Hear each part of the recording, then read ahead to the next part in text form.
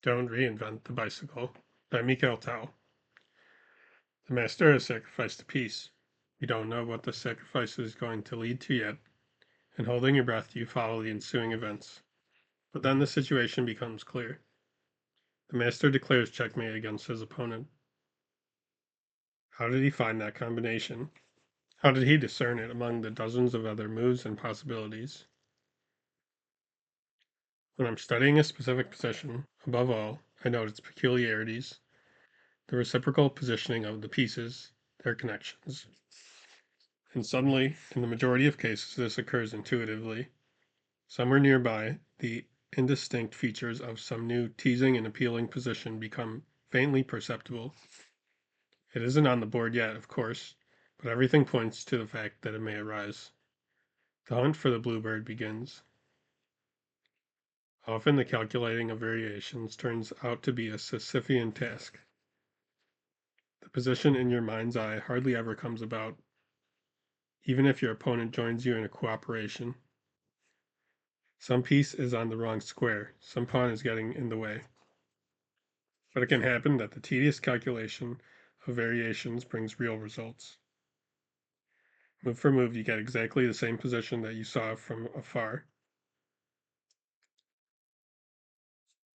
And if the circle of variations has been exhausted, then then you can start the combination.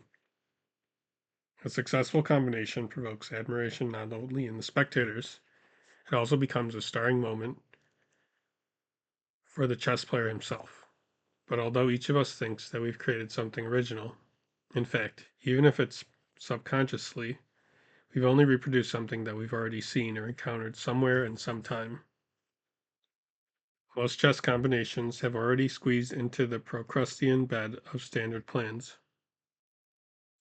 From the methodological standpoint, this is essential. But from the point of view of an artist, it's sad. I myself hate to admit that I'm an imitator of chess science. And it's no coincidence that Emanuel Lasker said that before participating in tournaments, he wished he could forget everything he knew, just to play freely and uninhibitedly, without burdening himself with knowledge, so that during a game he wouldn't have to remember what theory recommended and on which page. That's only a dream, alas. The joy of great discoveries has been left in the distant past. Information has swamped the entire world, including the chess world. The century has dawned, I would say, of pathologically increasing knowledge. Chess has now achieved such a level that inventing something fundamentally new is unbelievably difficult. Everything's been done, almost everything. But still, it came as an enormous surprise to me that a 3-digit number of typical mating finales exist, which are already included on the blacklist of chess theory, and the chess player's task has been reduced to forcing a non-typical position to become a typical one. There's no doubt that very complicated combinations are encountered in chess that can be found only by a player who is endowed with sharp tactical vision and who possesses an excellent ability to calculate. But no matter how complicated and original the combination itself is, as a rule, it leads to a position that yields a specific evaluation.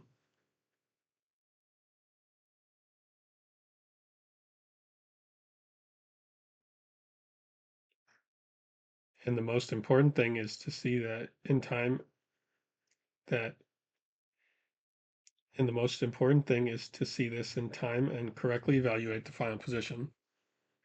Of course, chess creativity hasn't been restricted once and for all by established boundaries.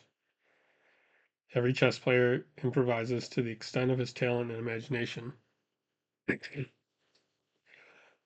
But in places where you should have to know things, you shouldn't reinvent the bicycle.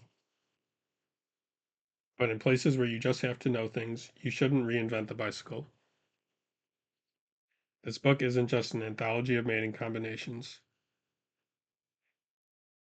The last check isn't necessarily the final chord of a game. It's the note that nearly always sounds the leitmotif for many combinations associated with winning material or achieving other advantages. Mating finales are encountered rather infrequently in high-level tournament practice, but they are always present out of frame. just as the multiplication table stands invisibly behind the most complex mathematical formula. In this book, you'll find numerous examples where merely the threat of mate turned out to be the decisive factor in the battle. There hasn't been a book like this before in our chess literature. The author has done an enormous amount of work selecting and systematizing the material. As an experienced master who in the recent past himself participated in competitions and had a reputation as a staunch tactician, he has retained a particular taste for the last check. This book is easy to read. It has been written clearly in vivid language, with the soft shading of the author's inherent humor. This book will be particularly useful for chess players who are starting their creative life. It serves as a solid guide to the world of chess combinations, explains the significance of many of the road signs, and shortens the road to mastery. In Masters of the Chessboard, Richard Ruddy writes, there is a widespread but mistaken notion that the art of the combination in chess cannot be learned, and that it is all down to an inborn power of calculation and imagination. But any experienced player knows that most combinations, indeed practically all of them, are devised by recalling known elements, as for example, the famous bishop sacrifice on white's h7, which will not give the advanced player anything much to think about.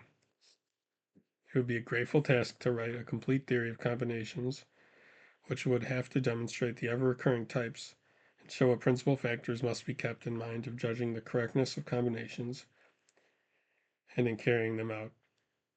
Precisely that work is in front of you. Mikhail Tal, former world chess champion.